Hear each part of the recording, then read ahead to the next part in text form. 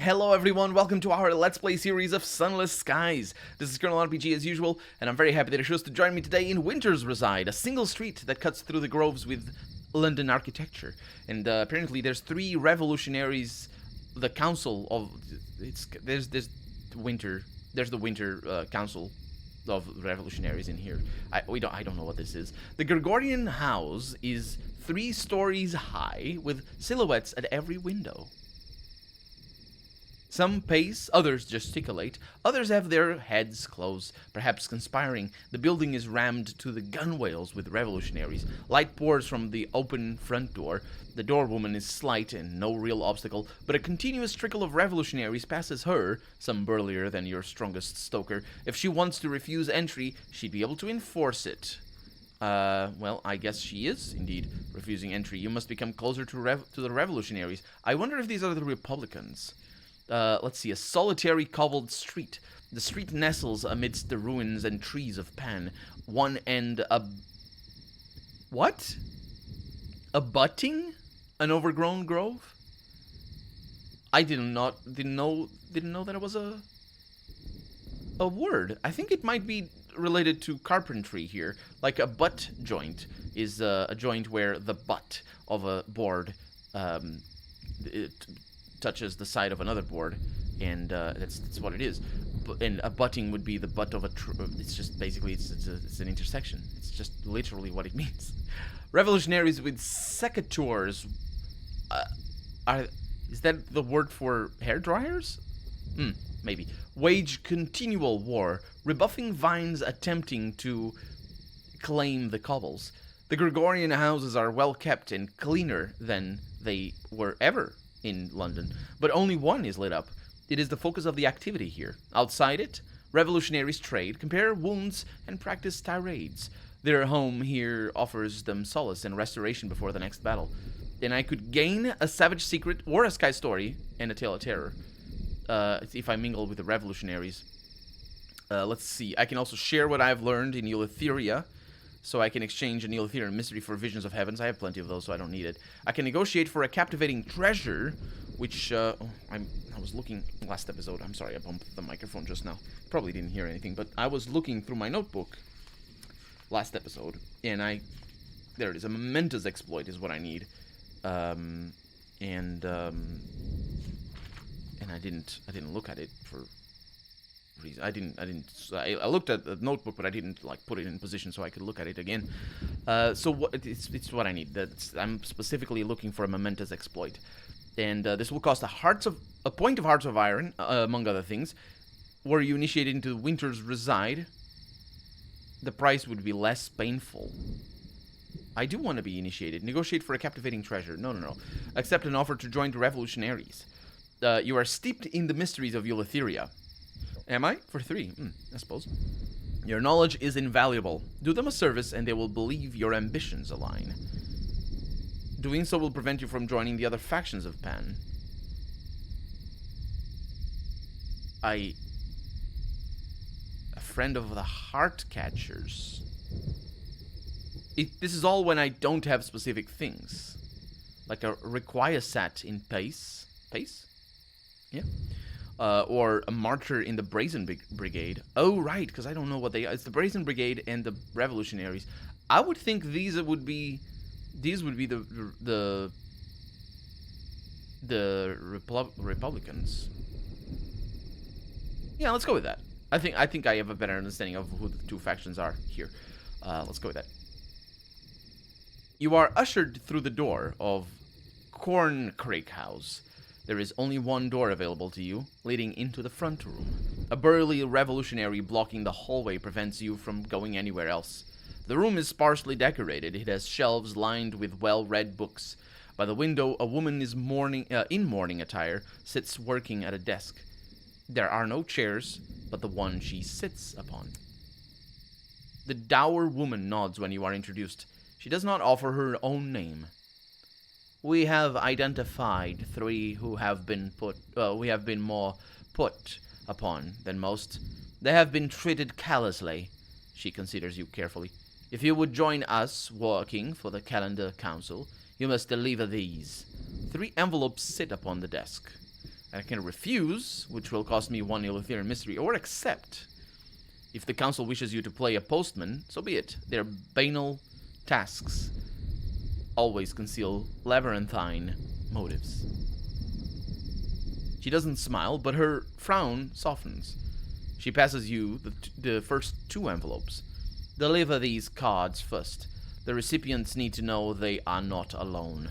She gives you the 3rd one. I think this person has the resolve to last a little longer. They can wait. And she returns to writing. A revolutionary enters to see you out. So I need to deliver a Christmas card. 3 of them, I suppose. You have been asked to deliver Christmas cards to Palmyre and Plenty's and to London. Oh no. I can't go back, lady. There's no way to get there. At least not through the way I came. Palmyre and Plenty's is easy to get to. If I remember correctly. Not really, to the south. Interesting. I mean, so far, I don't really have a reason to want to be in them, apart from this captivating treasure. I can just give up points of hearts for a captivating treasure, which is interesting. Not really what I want right now. And then we have a solitary cobbled street, but that's where we've been to already. These are just little streets out here, so I'm gonna send the bat out, and I press 2 keys at once. F and G.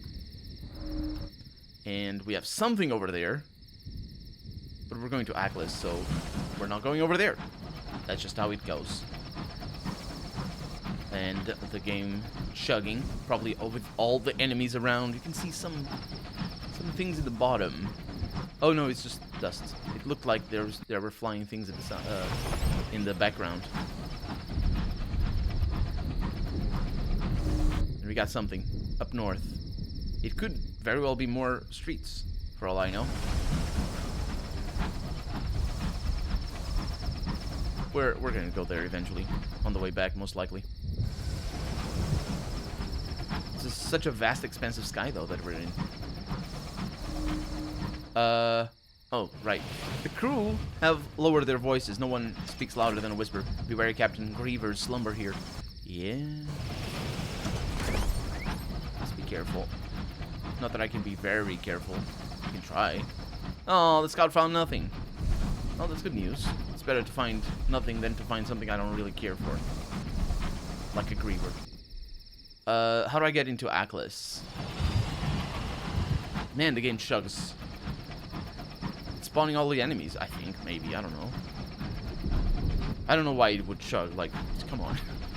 If it chugs on this computer, it's gonna destroy any laptop. Well, depends on if you have one of those beastie laptops. I don't have a laptop. I don't use laptops. But I just say laptops because, of course, they're power constrained. Fainter's Fen. And we found Aklis again. Well, I really do hope you have Bombazine. Otherwise, it's sort of pointless for me to come here. It is pointless for me to come here. And I don't know what to do after that, to be honest. Because I could go... Let's go. There we go. I could go to the southwest, I think. Floating market. Gimme. Trunks of illicit literature. Oh, it's not here. I saw it elsewhere. Or maybe I'm mixing it up. Compile a port report.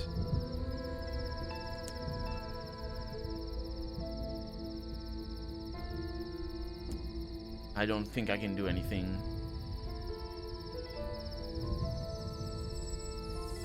to lower my terror. So we're leaving. Yeah. A shame. So off we go to explore the wilds.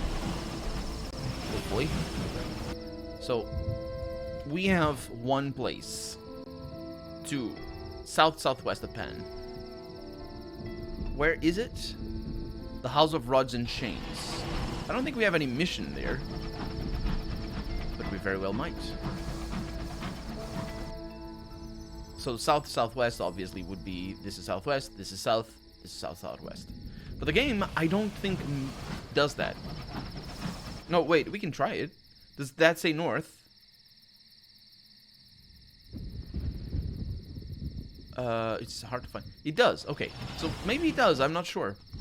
I thought maybe the game didn't ever say, you know, north or west or southeast. It was always going to be a little bit more specific than that. But if you're... South-southwest isn't any more specific than southeast or southwest. Because it's just a different coordinate. It depends on how many quadrants you have. I don't know, it's that they're called quadrants. The little, you know, how many times you can cut the circle, I suppose. We're just going. Send the bat out. It's gonna be a while until we start gaining money from having things. So I found something to the south, and what looks like a dead end up ahead. And that sound that you just heard and stopped hearing, did you hear that? Especially to the right, it was weird. Because I think it was to the left.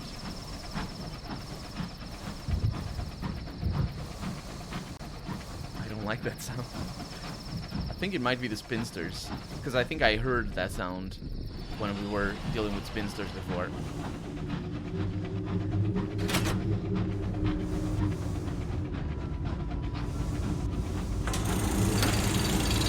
It doesn't have anything to do with the lights.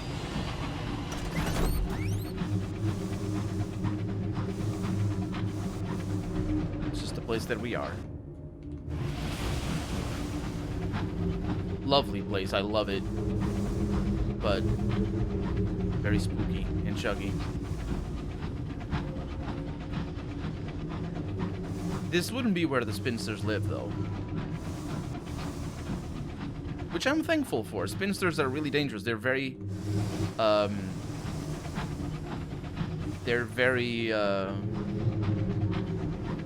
versatile. Their damage can go anywhere. You approach the Pineresi. Is it near, far? Impossible to say. Distance is malleable here. It's malleable anywhere, really. It's just get closer and it's just changing the distance. Hanging Gardens? I think so. I like it. And terror. A new port. The crew are relieved to see land. Perhaps unwisely. And the Pineresi are here. 853 experience for finding this. A mansion of immense size, surrounded by acres of neatly kept garden. It is tranquil here. In fact, it appears utterly devoid of life. Polyhedric sculptures. The dimensions are eye-watering. What? Why can't I pronounce that properly? It's because it's sort of a poetically written line, and I want to give it meaning. Because if you say "are," then it makes sense. Polyhedric sculptures. The dimensions are eye-wateringly off. Did I make it? I don't know. The prison and the cottage is the name of this place. Grass of uniform color and uniform length, placid canals, crisscrossed at right angles, all bisected by a pale gravel path, leading to the door of a broad, ivy-shrouded mansion. Only its lack of windows betrays Piranesi as a prison. Utter silence bar the crunching of gravel beneath your feet. As you approach, you take note of a tiny cottage, incongruously nestled beside the mansion like a louse. A curtain twitches. I can enter the cottage. The prison is locked, but the cottage door swings open at your approach. The only sound in the cottage is that of a teaspoon clinking against porcelain. A group of brown-robed figures turns to regard you. One, gray-haired, gray-eyed, offers you tea. "We are the chaplains," she says. "Our role is to help inmates reach egress. You must understand none may leave Piranesi unaltered." "We can be your guide," pipes another. 2 tours per visit. Choose your chaperone and take care to follow the rules. Piranesi is a treacherous port and not amenable to low-level visitors. Be wary.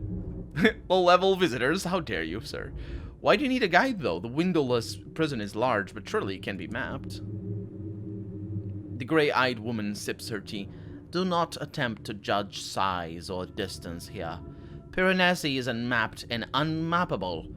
There are only a few areas we know how to reach. I'll show you the statue gardens, says the bearded chaplain with kind eyes, where I help prisoners achieve redemption. I know the Warrens. Beneath the shadows of the third chaplain's hood, you glimpse a slithering mass of disturbed flesh. He says nothing more. The final chaplain wears round spectacles, but his eyes are gone. His grin threatens to break free of his face. Come with me! Come with me! Oh, please, I am so very bored. This is super creepy. This is very creepy, but it's such a lovely place.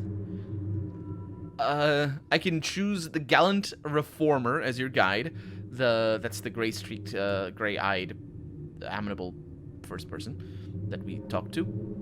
Or the glistening deformer as your guide, which is the one that hides in the hood. I can also choose the gray conformer as your guide, which is the one with the beard. No, that's the first one. More cement than steel, a gray expression. Oh, that's interesting.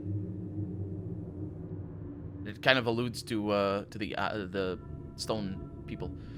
Or a glib performer as your guide. That's, I don't know. That's just some other people. I don't know. Let's go with the gray conformer as your guide.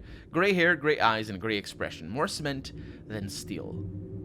Very well. With marionette precision, she puts aside her tea, which is not very much precision, and she puts her tea aside and fetches an iron lamp from a high shelf. I will guide you to the best of my ability.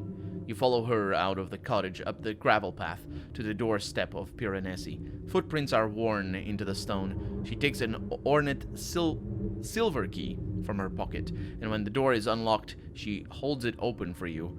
The conformer follows you into the dark. Piranesi is, of course, bigger on the inside. Of course. The conformer's lamplight stretches only so far. You catch sight of dizzying spiral stairways, columns clad in chains, walls grooved by trickling water. The conformer strides ahead, carefully pointing out where you must duck your head or watch your step. After a few minutes, you are halted by some toppled scaffolding. Piranesi has 3 rules, says the chaplain, helping you climb over the obstacle. The penalty for breaking them is incarceration. And the unwritten 4th rule is that chaplains are forbidden from explaining them to visitors. So I'm afraid you must discover them yourself. Tread carefully in the meantime. No, that's bad. I need to continue following the conformer. We go to the depths, I think, she says.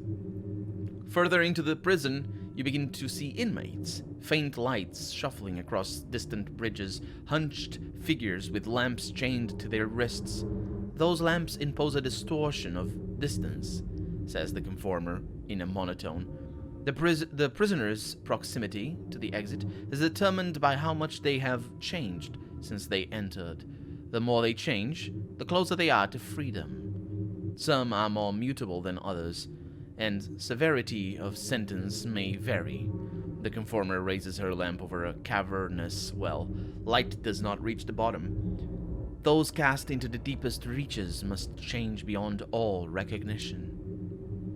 You follow the conformer down staircase after winding staircase, finally reaching a maze of flooded tunnels. The walls bristle with fierce black mold. The water is opaque. You can't see your feet. Here the most deeply condemned wallow, says the conformer, like this servitor, too inflexible to change on its own. A twig-limbed creature slumps in the corner, raising its head only fractionally at her words. She wades past it without a second glance. And I can write a report. What does that do? When having no report of Piranesi? Yes, I don't have any. Ask the Grey Conformer to tell you what she knows of Piranesi, politely, or she'll just instruct you on etiquette instead. By its very nature, Piranesi is impossible to measure, so I apologize in advance. My best attempts will only be broad estimates, says the conformer. We keep at least 12 and perhaps more than 600,000 prisoners, including the gardens. The exterior is 22 square miles in size. The interior cannot be measured conventionally. For some prisoners, it is the size of an island. For others, a continent.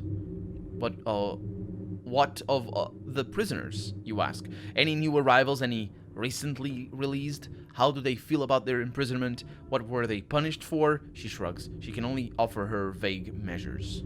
Interesting. That it's only... Am I gonna get multiple port reports depending on who I bring or who leads me in here? Or am I stuck with her forever? As a choice that I made. Let's see... Yeah, so I can eavesdrop on the conformer's questions. Is she actually questioning anything? She has cornered some shivering prisoners and is interrogating them with a precision and patience more unnerving than any rage. I can also approach the brittle servitor. Its face or mask is expressionless porcelain. Its lamp is shackled to limbs that are twisted and blackened like burnt wood.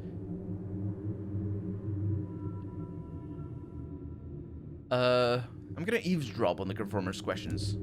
See what I can do here. When did you last feel anger, regret, grief? Why were you condemned? What did you do wrong? Would you prefer to forget? She listens to each answer with the barest hint of revulsion. As the prisoners pour out their hearts, they start to look puzzled. Most fall silent. Some try to keep going, talking circular nonsense. They seem to be forgetting their stories as they speak them. When the prisoners finally trail off in confusion, she delivers her advice. Chuck your memories, abandon emotions, vacate your soul. You follow the... Yeah, let's approach the brittle servitor here. Even as you step closer, you cannot tell if it's wearing a mask or if its face is made of porcelain. Luminous eels swim around its feet, but they vanish when you look at them directly. The lesser being has come to... Oh, no, this is the servitude. The lesser being has come to offer obeisance. Its voice issues from a clay urn slung across its back. Its words are the thudding echoes of a stone bell. Or perhaps to marvel at the disgrace of its superior. This servitor lacks the malleability to escape the aberrant twins' prison. Will the lesser being assist its superior? I don't know. Servitor. A servitor that sees me as a lesser being. And the aberrant twins. No, I'm gonna refuse to help the servitor. It needs to work on its people skills. Outrage. The servitor doesn't move, but the shadows dance angrily on the wall behind it. You are entombed in a casket, miles beneath the soil. You have always been buried here. What just happened? I'm reading what is written. You had no life, only a death. You scrabble uselessly at the stone lid, clawing broken fingers down familiar grooves. The conformer clicks her tongue, and you find yourself back in Piranesi, if you ever left. The servitor has turned its expressionless face sulkily to the wall.